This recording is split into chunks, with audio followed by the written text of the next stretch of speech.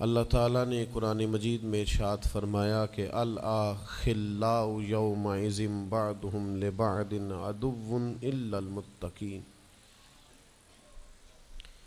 فرمایا بڑے گہرے دوست بھی قیامت والے دن دشمن بن جائیں گے سوائے ان کے جو پرہیزگار ہوں گے۔ پرہیزگار لوگوں کی دوستیاں قیامت والے دن بھی قائم رہیں گی، باقی جو گہرے ترین دوست ہوں گے وہ قیامت والے دن دشمن بن جائیں گے۔ الا المتقین، سوائے پرہیزگاروں کے۔ دنیا میں آپ کو کوئی شخص ایسا نہیں ملے گا جس کا کوئی دوست نہ ہو، اور وہ لوگ بھی بڑی کثرت سے ملیں گے جو دوستوں کا شکوہ بہت کرتے ہیں۔ دوستیاں لگانا، دوست بنانا، تعلقات استوار کرنا یہ منع نہیں، شرط یہ ہے کہ دوستی اللہ تعالیٰ کی رضا کے لیے لگائی جائے۔ ہمارے ہاں جتنی تیزی کے ساتھ دوستیاں لگتی ہیں اس سے زیادہ تیزی کے ساتھ دوستیاں ٹوٹ جاتی ہیں۔ اس کی سب سے بنیادی اور اہم وجہ یہ ہوتی ہے کہ ہمارے ہاں دوستیوں کا جو معیار ہوتا ہے وہ دنیاوی لالچ ہوتا ہے۔ ہم اپنے مخصوص مفادات کی خاطر دوستی لگاتے ہیں، اور جب تک ہمارا وہ مفاد پورا ہوتا ہے تب تک تو ہم اس دوستی کو قائم رکھتے ہیں، اور جہاں ہم محسوس کرتے ہیں کہ اب یہ مفاد پورا نہیں ہو رہا وہاں ہم شکوہ، شکایتیں، اعتراضات شروع کر دیتے ہیں، اور اس کا نتیجہ یہ نکلتا ہے کہ بڑی محبت سے شروع ہونے والی دوستی بھی بڑی تیزی سے ٹوٹ جاتی۔ تو میرے بھائیوں یاد رکھیے گا کہ دوستی اور تعلق قائم رکھنے کے لیے سب سے اہم اور سب سے بنیادی ضرورت یہ ہے کہ دوستی محض اللہ کی رضا کے لیے لگائی جائے۔ اللہ کے پیارے حبیب صلی اللہ تعالی علیہ وسلم بیان فرماتے ہیں، حضور فرماتے ہیں قیامت والے دن اللہ کی بارگاہ سے یہ اعلان ہوگا کہ کہاں ہیں وہ لوگ جو میری رضا کے لیے آپس میں محبت کیا کرتے تھے۔ رب فرمائے گا جب آج میرے عرش کے سائے کے علاوہ کوئی سایہ نہیں ہے تو میں انہیں اپنے عرش کا سایہ عطا کروں گا، کیونکہ وہ میری رضا کے لیے آپس میں دوستی کرتے، میری رضا کے لیے انہوں نے آپس میں محبت کی۔ تو دوستی کا سب سے پہلے تو یہ سٹیٹس بنائیں کہ اس کے اندر محض اللہ کی مرضی، اللہ کی رضا کے لیے ایک دوسرے سے پیار، منفعت نہ ہو اس کے اندر، کوئی بھی دنیاوی لالچ کوئی بھی نہ ہو، ہرس نہ ہو، ہوس نہ ہو، طمع نہ ہو، ذاتی مفادات نہ ہو۔ جب ان سے بالاتر ہو کر لوگ دوستیاں لگاتے ہیں تو وہ دوستیاں قائم رہتی ہیں۔ اللہ کے پیارے محبوب صلی اللہ تعالی علیہ وسلم نے فرمایا قیامت والے دن کچھ لوگ ایسے ہوں گے جن پر انبیاء اور اولیاء رشک کریں گے، ان کے چہرے 14ویں رات کی طرح چمک رہے ہوں گے، انہیں نور کے ممبروں پہ بٹھایا جائے گا۔ یا رسول اللہ اتنی فضیلت ان لوگوں کو حاصل ہے، یہ کون لوگ ہیں؟ تو حضور فرماتے ہیں یہ وہ لوگ تھے جو جس سے بھی دوستی لگاتے تھے، پیار کرتے تھے، محض اللہ کی رضا کے لیے کرتے۔ تو اللہ تعالیٰ صبح قیامت انہیں اعزازات سے نوازے گا، شرف سے نوازے گا، فضیلت سے نوازے گا۔ دوسری بات یہ ہے کہ دوستی کب قائم رہتی ہے؟ دوستی تب قائم رہتی ہے جب ہم دوستوں سے زیادہ امیدیں نہ لگائیں، انسانوں کو انسان ہی سمجھیں، ان سے بہت لمبی اور وسیع امیدیں لگا لینا اور بڑے وسیع مطالبات کرنا اور بڑی لمبی چوڑے تقاضے دوستوں سے کرنا۔ میں اکثر دوستوں کی خدمت میں یہ گزارش کیا کرتا ہوں کہ اپنے دوستوں سے کوئی مطالبہ کر کے انہیں آزمائش میں نہ ڈالو۔ تم نے اپنے ہی دوست کو لا کر پل صراط پہ کھڑا کر دیا ہے، بیچارہ اس طرف جائے کہ اس طرف جائے۔ ان سے کوئی ایسا مطالبہ کرنا جو ان کی پہنچ سے باہر ہو، ان کی حیثیت سے بڑھ کر ہو، ان کی طاقت سے زیادہ ہو تو اس کا مطلب یہ ہے کہ آپ نے اپنی دوستی کو خود آزمائش میں ڈال دیا ہے۔ آپ اتنے لمبے چوڑے تقاضے نہ کریں، آپ محدود سا لوگوں کے ساتھ تعلق بنائیں۔ وہ جی میں اس کے اتنا کام آیا ہوں تو اب اس کو اس سے ڈبل آنا چاہیے، تو آپ نے دوستی کی نہیں، آپ نے تو تجارت کی۔ اگر آپ کی محبت ہوتی تو پھر تو آپ کا انداز اور ہوتا، جب تیرا حکم ملا ترک محبت کر دی، دل مگر اس قدر تڑپا کہ قیامت کر دی۔ تو یاد رکھیے گا کہ آپ حکم جب آ گیا، جب آپ محسوس کریں تو اس وقت پھر آپ اس چیز کو سمجھ جائیں۔ تو دوستیوں کو کبھی بھی آپ کٹہرے میں کھڑا نہ کریں، تعلقات کو کبھی بھی آزمائش کی بھیٹ نہ چڑھائیں، اس طرح کا ماحول نہ بنائیں جس میں آزمائش پیدا ہو، جس میں تکلیف بڑھ جائے، جس میں کرب کا احساس سامنے والے کو ستائے۔ کوشش کریں گنجائش رہے ماحول کے اندر، آسانی رہے، وسعت رہے۔ تیسری بات یہ ہے کہ اگر آپ محسوس کرتے ہیں کہ دوستی کو چلانا ہے تو پھر صرف اسی چیز کو نہ یاد رکھیں جو چیز آپ کو آج میسر آ رہی ہے اور آج آپ کو انکار ہو رہا ہے، اس سے پہلے جو دوستوں نے بڑی وفائیں کی ہیں وہ بھی تو یاد رکھیں نا۔ ہمارا یہ ماحول ہوتا ہے کسی بندے نے 99 دفعہ نیکی کی ہے، ایک دفعہ انکار کیا ہے، تو ہمیں ایک دفعہ کا انکار تو یاد رہتا ہے لیکن 99 نیکیاں یاد نہیں رہتی۔ یہ بہت بڑی زیادتی ہے۔ آپ کو اگر اتنی لمبی چوڑی اس کی نیکیاں فراموش کرنے میں 1 منٹ نہیں لگا تو پھر آپ نے دوستی کس مقصد کے لیے لگائی تھی؟ آپ اس کو سمجھیں، اس کو آپ محسوس کریں۔ تو میں نے یہ دیکھا ہے زندگی میں کہ لوگ چاہتے ہیں کہ روز ان کا مطالبہ پورا کیا جائے، روز ان کا مطالبہ پورا۔ ہمارے ایک دوست تھے، بزرگ تھے، تو وہ سلسلہ طریقت کو چلاتے تھے، خانقاہی نظام کو، نظم کو لے کے چلنا مشکل ہوتا ہے۔ تو ان کے ایک مرید نے شکوہ کیا، اس نے کہا کہ حضرت پہلے آپ بڑا وقت دیتے تھے، اب آپ ٹائم نہیں دیتے۔ تو فرمانے لگے پہلے میرے بچے 1-2 تھے، اب درجنوں میں ہو گئے، اب وقت بٹ کے ملے گا نا۔ والد پہلے ایک پر توجہ دیتا ہے، بچے 4 ہو جائیں تو ٹائم تقسیم، بات کی سمجھ آ رہی ہے؟ تو وقت تقسیم ہو کے ملے گا نا جب بچے بڑھ جاتے ہیں۔ اور فرمانے لگے ابھی تو میرے سمجھ لو 10-15 بچے ہیں، تو جب پوتے نواسے نواسیاں ہو گئے تو یہ اور زیادہ بٹ جائے گا، پھر اس میں اور زیادہ تقسیم کار ہو جائے گی، تو پھر اس طرح کر کے ماحول میں تقسیم ہو جاتی، اور یہ ہوتا ہے۔ یہ ایک صورت ہے، آپ دیکھیے نا، کبھی ایسا بھی ٹائم تھا حجر اسود پر کہ اس کو ہاتھ لگا کے آپ چوم لیتے تھے، اور ڈھیروں وقت صحابہ اس پر چہرے رکھ کے رویا کرتے تھے۔ پھر ایسا وقت آیا کہ چھڑی لگا لو بھائی، چھڑی لگا کے پیچھے ہٹ جاؤ، اور اب ایسا ٹائم ہے کہ آپ دور سے استلام کر لیں۔ اب اگر آپ کہیں کہ مسلمان دیکھو جی حجر اسود کو تو ہاتھ لگانے کا موقع ہی نہیں مل رہا، تو بھئی نبی پاک نے تو فرمایا میں قیامت والے دن کثرت امت پر فخر کروں گا کہ میری امت زیادہ ہے۔ تو یہ تو تعداد کا بڑھنا، یہ تو کثرت کا ہونا، یہ تو باعث ناز اس کو سرکار نے کہا۔ اب آپ دائروں میں محدود کرنا چاہتے ہیں، آپ اس طرح کا ماحول بنانا چاہتے ہیں کہ کوئی شخص مقید ہو جائے، وہ اس دائرے سے باہر نہ نکلے، تو یہ تو بات درست نہیں ہے۔ تو کوشش کرنے کا مقام یہ ہے کہ آپ دوسروں کے لیے بھی گنجائش پیدا کریں، دوسروں کے لیے بھی آسانی کرنے کی کوشش کریں، پھر تعلق برقرار۔ اور پھر آپ پچھلی نیکیاں بھی تھوڑی یاد رکھیں کہ اس سے پہلے اس نے بڑی نیکی کی، بڑی محبت کی، تو پچھلی نیکیاں بھی دوستوں کی یاد رکھیں۔ صحیح بخاری سے ایک حوالہ عرض کرتا ہوں، نبی پاک صلی اللہ تعالیٰ علیہ وسلم کا نا ایک راز لیک ہو گیا۔ حضور مکہ مکرمہ پر حملہ کرنا چاہتے تھے، تو ایک خط لکھ کے دیا گیا ایک عورت کو کہ جا کے پہلے سے آگاہ کر دو مکے والوں کو کہ تم پر حملہ ہونے والا ہے۔ اس عورت نے وہ خط اپنے بالوں میں چھپایا اور وہ نکل گئی۔ اللہ تعالیٰ نے محبوب پاک کو اطلاع دی، حضور علیہ الصلاۃ والسلام نے حضرت مولا علی کو 2 صحابہ کے ساتھ بھیجا، فرمایا مقام خاک پر تمہیں ایک بی بی ملے گی، اس کے پاس سے خط ہے جو کفار کی طرف جا رہا ہے، اسے گرفتار کرو، وہ خط لے لو اور واپس آ جاؤ۔ حضرت مولا علی شیر خدا رضی اللہ تعالیٰ عنہ وہاں پہنچ گئے، اس خاتون کو گرفتار کر لیا، اس کو کہا وہ خط دے، وہ کہنے لگی میرے پاس تو نہیں ہے، کوئی خط نہیں۔ تو حضرت علی فرمانے لگے چونکہ میرے نبی نے کہا ہے تو خط تیرے پاس ہی ہے۔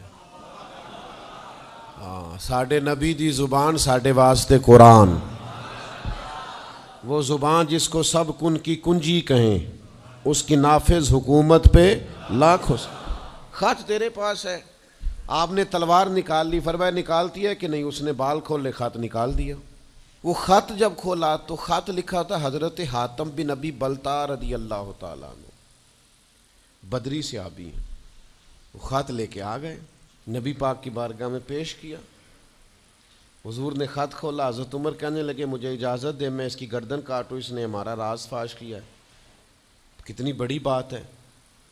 قرآن مجید کی سورہ ممتحنہ اس وقت نازل ہوئی تھی جب یہ واقعہ ہوا تھا۔ اللہ کے حبیب علیہ السلام نے فرمایا عمر ٹھہر جا، اتنی جلدی نہ کر، اس بندے کی وفات تو دیکھ، یہ بدر میں بھی تلوار لے کے ہمارے ساتھ گیا تھا، بدری صحابی ہے۔ اس کی وہ بات یاد رکھ کہ بدر کے مقام پر جب کہ بڑا مشکل تھا کافروں کے سامنے کھڑا ہونا، ان کی 1000 تعداد تھی اور مسلمان بڑی عددی طور پر اس کثرت کا شکار نہیں تھے، صرف 313 تھے۔ اس موقع پر ان کے ساتھ کھڑا ہونا کوئی آسان نہیں تھا، لیکن یہ پھر بھی ہمارے ساتھ گئے تھے۔ تو حضرت عمر رضی اللہ تعالیٰ عنہ جب چپ کر گئے تو اللہ نے قرآن نازل کیا، کہا اے ایمان والو یہودیوں اور عیسائیوں کو اپنا دوست نہ بتاؤ۔ تو حضور فرمانے لگے دیکھ لو عمر، اللہ نے اسے مومن کہہ کے پکارا ہے، اللہ نے بھی اسے۔ اب نبی کریم نے فرمایا بتاؤ یہ تم نے کیا کیا؟ تو عرض کی یا رسول اللہ صلی اللہ علیہ وسلم آپ میرا ظاہر باطن جانتے ہیں، جتنے بھی یہاں سے لوگ ہجرت کر کے مکے سے آئے ہیں نا، ان کا کوئی نہ کوئی رشتہ دار مکے میں ہے جو ان کے رشتہ داروں کا، بال بچوں کا، گھر والوں کا دھیان رکھتا، میرا وہاں کوئی بھی نہیں۔ اور مجھے پتا تھا آپ نے حملے کا ارادہ کر لیا ہے تو انشاءاللہ کامیابی اللہ نے مسلمانوں کو ہی دینی ہے، وہ کر کچھ نہیں سکتے۔ میں ان پر ایک احسان کرنا چاہتا تھا تاکہ وہ میرے بچوں کا اور میرے پیچھے گھر والوں کا تھوڑا خیال رکھیں، اتنی سی میری خواہش تھی۔ میرے نبی کریم نے ان کا عذر قبول کر لیا، فرمایا ٹھیک ہے آپ جو کہہ رہے ہیں بات ایسے ہی ہے، آپ کو اسلام کو نقصان نہیں پہنچانا چاہتے، آپ یہ چاہتے تھے کہ کوئی ایک نیکی ان پہ کر دی جائے تاکہ وہ آپ کے، تو اتنی بڑی بظاہر بات تھی لیکن حضور نے قبول کر لی۔ معنی کیا ہے کہ دوستوں کی پچھلی نیکیاں بھی یاد رکھنی چاہیے، ان کی پچھلی بھی خوبیوں اور پچھلے بھی معاملات کو تھوڑا یاد رکھنا چاہیے۔ ہم کیا کرتے ہیں؟ ہم کہتے ہیں جی اب وہ یہ نہیں کر رہا، بھئی تب کر رہا تھا نا، تو تب کی یاد کر لو، تب کی یاد رکھ لو، اس وقت کی آپ خیال کر لیں۔ ہم کیا کرتے ہیں؟ ہم 99 دفعہ کسی نے نیکی کی ہے تو ہم کہتے ہیں 100/100 چاہیے، آج بھی یہ کرے گا تو پھر تو قابل قبول ہے۔ تو اس سے کیا ہوتا ہے؟ اس سے تکلف پیدا ہوتا ہے، ایک آدمی روز کیسے نیکی کر سکتا ہے؟ چوتھی بات یہ ہے اگر ہم چاہتے ہیں دوستیاں نبھیں تو اسلام کا ایک حسن ہے کہ اسلام دین اعتدال ہے۔ اسلام کہتا ہے چلو ہی ذرا معتدل ہو کے، پہلے ہی ذرا تھوڑا سا احتیاط سے چلو۔ ہم جب کسی بندے کے اوپر فدا ہوتے ہیں تو پھر پورے ہی فدا ہوتے ہیں، پھر تو جناب یہ بھی تیرا ہے، یہ بھی تیرا ہے، یہ بھی تیرا ہے، اور جب بعد میں لڑائی ہوتی ہے تو چائے کی پیالیوں کا بھی حساب کرتے ہیں کہ وہ جو وہاں جاتے ہوئے چائے پی تھی نا اس کے پیسے بھی میں نے دیے تھے، لہذا وہ بھی میرے بنتے ہیں واپس کر۔ کورے ورک کتاب نہیں ہوندے، پتھر دل گلاب نہیں ہوندے، اور سجنا پہلوں ہی سوچ کے لائیں پھر یاراں نال حساب نہیں ہوندے۔ آپ سوچ سمجھ کے دوستی لگائیں، تعلقات کو سوچ سمجھ کے لے کے آگے چلیں۔ نبی پاک صلی اللہ علیہ وسلم نے فرمایا وقفے سے ملا کرو محبت بڑھتی ہے، تھوڑا نا وقفے سے ملا کرو، اس سے محبت بڑھے گی۔ یہ جو بہت وارفتگی ہے نا، بہت وارفتگی ہے، بہت جوش ہے، تو اس کا نتیجہ یہ نکلتا ہے کہ جتنی زور سے گیند دیوار سے لگتی ہے پھر اتنی زور سے ہی گیند واپس آتی ہے، اس کے نتائج ٹھیک نہیں نکلتے۔ تو عرض یہ کرنا چاہتا ہوں کہ اعتدال میں رہیں، معتدل رہیں، آپ اس حد سے تجاوز ہی نہ کریں۔ میرے پاس یہاں ایک دوست آئے تو مجھے کہنے لگے جی میرا دوست بڑا اچھا تھا، بڑا نائس تھا، بڑا بہترین تھا، بڑا پیارا تھا، میرے ایک دوسرے دوست نے اسے خراب کر دیا۔ تو میں نے کہا وہ دوسرا دوست میں سمجھا نہیں. کہنے لگے یہ میرا پرانا دوست تھا جس نے اسے خراب کیا, اور جسے کیا ہے وہ نیا تھا 2-4 سال. اس کی میں نے دوستی لگائی تھی, اب وہ دونوں ڈائریکٹ ہو گئے اور مجھے انہوں نے بیچ میں سے نکال دیا ہے. تو میں نے کہا یہ تو اکثر ہوتا ہے, پہلی دفعہ تو نہیں ہوا, اس طرح تو ڈھیر دفعہ ہوتا ہے. کہنے لگے میں کروں کیا, میں نے بڑا شور کیا ہے, ان کو اپنے احسان بھی یاد کرائیں پر وہ مانتے نہیں. میں نے کہا اب حل ہے نا, تھوڑا چپ کر جا کچھ عرصے کے لیے, تھوڑی خاموشی اختیار کر. جو چپ کر جاتا ہے وہ بھی بچ جاتا ہے. اگر تم چاہتے ہو کہ یہ دوستی پھر سے بحال ہو جائے تو زیادہ شکوے نہ کرو, زیادہ شکایتیں. ہم بعض اوقات اعتراضات اتنے کر بیٹھتے ہیں, شکوے اتنے کر بیٹھتے ہیں, اپنی زبان سے باتیں اتنی نکال بیٹھتے ہیں کہ دوبارہ پھر دوستی کا بحال ہونا ممکن ہے. ایک حدیث یاد رکھیں گے اگر سناؤں آپ کو تو. نبی پاک صلی اللہ تعالیٰ علیہ وسلم نے فرمایا کسی سے دشمنی بھی کرو تو اعتدال سے کرو, ہو سکتا ہے کل کو وہ تمہارا دوست بن جائے. اور فرمایا کسی سے دوستی بھی کرو تو اعتدال سے کرو, ہو سکتا ہے کل یہ دشمن بن جائے. دوستی اور دشمنی میں یہ جامع ترمذی میں حدیث, اعتدال کا رستہ نہ چھوڑو, معتدل رہو. سارے راز ہی دے بیٹھنا, ساری باتیں پہلے کر لینا اور اعتراض کرنا, اب تو شکوے بھی پھر سارے ہی کر لینا. دوست کو اس کی کمزوریوں کا بھی پتہ ہوتا ہے, وہ ساری کمزوریاں بھی اس کی بیان کر لینا, اس کو بھی بتانا, اس کو بھی بتانا, اس سے بھی ذکر کرنا. تو یہ انداز درست نہیں ہے. آپ معتدل انداز میں دوستی لگائیں, اعتدال کے ساتھ چلیں, شکوے زیادہ نہ کریں, اعتراض زیادہ نہ کریں. وہ بے وفا ہی صحیح پھر بھی یار اپنا, چلو اس میں کمی ہے, وہ اس میں بے وفائی ہے, پر سجن تو اپنا ہے نا. تو دوستی ہماری ہے اس کے ساتھ, اس کی کمزوریوں کو چھپائیں. آپ اس معاملے پر تھوڑا سا اپنے ظرف کو کشادہ کریں, آپ تھوڑی وسعت پیدا کریں. ہم سمجھتے نہیں چیزوں کو, ہم غور نہیں کرتے, اس خاص انداز میں چیزوں کو نہیں لیتے جس انداز میں چیزوں کو لینا چاہیے. ہماری ذاتی کمزوریاں ہوتی ہیں اور ہم ان کمزوریوں کا دوسروں پہ ڈال دیتے ہیں, کہتے ہیں وہ بے وفا نکل آیا. بھئی آپ بھی حد سے زیادہ فریفتہ تھے, اب آپ ہی حد سے زیادہ اعتراض کر رہے ہیں. حضور نے فرمایا جس کی تعریف کر لو پھر دوبارہ اس پر کبھی تنقید کر جو بیٹھے ہیں, تعریف تو ختم ہو گئی بات. پھر تھوڑی چشم پوشی کرو, انسانوں میں کمیاں بھی ہوتی ہیں. تو دوستی کو صحیح طور پر آگے لے جانے کے لیے چھٹا سبق یہ ہے کہ تھوڑی سی نا عادت عیب پوشی کی بھی بنائیں. تھوڑا پردہ پوشی کا مزاج ہو تو پھر بھی ذرا دوستی آگے. سمجھ آ رہی ہے بات کی؟ تھوڑی سی نا نظر عیب پوشی والی بھی.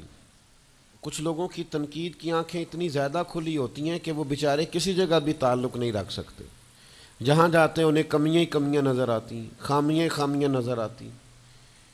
ان کا مزاج نہیں ہوتا کسی عیب کو چھپانے کا.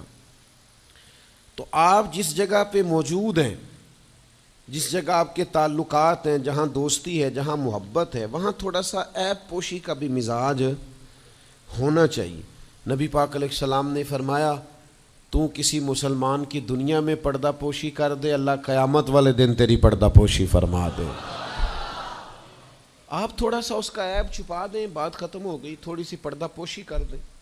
دیکھیں نا, ہمیں حکم دیا گیا ہے شریعت میں, کسی شخص کا انتقال ہو گیا, اب کچھ لوگ اس کے غسل میں شریک ہیں, تو ان کو حکم یہ ہے کہ اگر تم نے کوئی اچھی بات دیکھی نا, خوبی دیکھی, چہرہ کھل گیا ہے, جسم تر و تازہ ہے, تو یہ سب کو بتاؤ. اور اگر تم کچھ ایسی چیز دیکھو کہ بیماری کی وجہ سے جسم اکڑ گیا ہے یا کسی وجہ سے چہرے پہ کوئی سیاہی آ گئی, جو کسی سے ذکر نہ کرو. جانے والے کے لیے تم اچھی چیزوں کو تو بیان کرو, لیکن نقائص کو کبھی بھی بیان نہ کرو.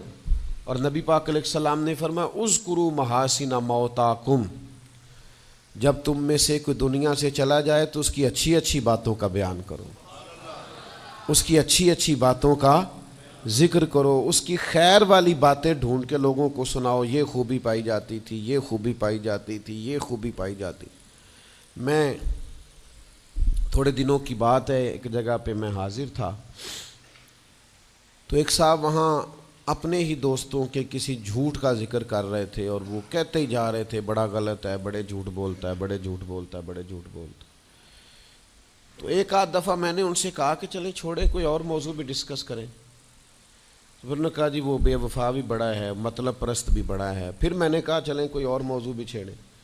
انہوں نے کہا نہیں جی وہ بندہ ہی بڑا غلط ہے۔ میں نے ان سے کہا ایک بات کروں؟ کہنے لگے کر لے۔ میں نے کہا آپ کو اس سے پیار بڑا ہے۔ کہنے لگے وہ کیسے؟ میں نے کہا آپ اس کا موضوع چھوڑنے کو تیار ہی نہیں۔ یہ جو آپ شکوہ کر رہے ہیں نا، اس کو نچوڑے نا تو اس کے اندر سے محبت چھلکتی ہے۔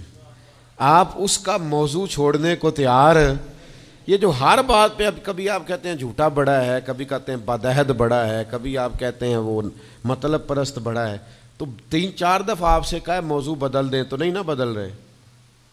اس کا مطلب یہ ہے کہ آپ کو اس شخص سے محبت۔ تو یہ جو آپ شکوے کر رہے ہیں نا بار بار، اسے بھی نچوڑیں تو اس کے اندر سے محبت چھلک رہی ہے۔ وہ جو باپ بار بار کہتا ہے نا فلانا منڈا میرا بڑا نافرمان ہے، تو اصل میں والد کو پیار ہوتا ہے۔ وہ بار بار جو اس کا ذکر کرتا ہے، بار بار لوگوں کے سامنے، اچھا بچہ کہہ رہا ہوتا ہے مجھے بدنام کر رہے ہیں، یہ دیکھیں جی بار بار ہر جگہ سے یہ میری شکایتیں کرتے ہیں۔ تو اصل بات کیا ہوتی ہے؟ اصل بات یہ ہوتی ہے کہ اس بندے کو اس سے محبت بہت زیادہ ہے، وہ چاہتا ہے اس پیار کے سبب سے، اس محبت کی وجہ سے کہ وہ بار بار اس کا ذکر کرے، بار بار اس کا تذکرہ کرے، تو تھوڑی عیب پوشی کا مزاج بنائیں، تھوڑا درگزر کی طبیعت بنائیں، تھوڑا ماحول کے اندر اس طرح کا مزاج لے کے آئے۔ ہم دوستوں سے میں اکثر ایک بات کرتا ہوں، ہم نہ صرف خامیاں یاد رکھتے ہیں، خوبیوں کا ذکر نہیں کرتے۔ اس کا نتیجہ یہ نکلتا ہے کہ ہماری دوستیاں تیزی سے ختم ہوتی ہیں، تعلقات زیادہ دیر پا ہوتے نہیں، چلتے نہیں۔ ہمیں کرنا یہ ہے کہ ہمیں اللہ کی رضا کے لیے دوستی کرنی، اللہ کی رضا کے لیے لوگوں سے پیار کرنا، اللہ کی رضا کے لیے اللہ کے بندوں کی باتیں سننی، اللہ کی مخلوق سمجھ کے لوگوں کی خوبیاں دیکھنی، اللہ کے بندے سمجھ کے ان کے اندر پائی جانے والی باتوں کو ہم نے اخذ کرنا۔ اگر ہم تعلقات میں لالچ لائیں گے، ذاتیات لائیں گے، زیادہ امیدیں لگائیں گے، اس کا نتیجہ ٹھیک۔ ایک بزرگ غریب تھے پھر امیر ہو گئے، تو کسی نے ان کو مبارک دی کہ بڑی بات ہے آپ کو اللہ نے بڑے پیسے دیے ہیں، تو فرمانے لگے یار پہلے جو یار تھا وہ میرا دوست تھا، اب تو ڈھیر سارے لوگ میری جیب کے دوست ہیں، اب تو جیب کا رشتہ ہو گیا ہے لوگوں کا، ڈھیر سارے لوگوں کا۔ تو دوستیوں میں اخلاص لائیں، خلوص لائیں، ساری زندگی یہ طے کریں کہ میں نے دوست کے کام آنا ہے، پر میں نے دوست کو کام کہنا نہیں، میں نے اس کی خدمت کرنی ہے لیکن کبھی اسے اپنی خدمت کے لیے مجبور، جس حد تک ہو سکے اس کی مدد کرنی ہے لیکن کبھی اسے اس تکلیف میں ڈالنا، یہ مزاج پیدا کریں۔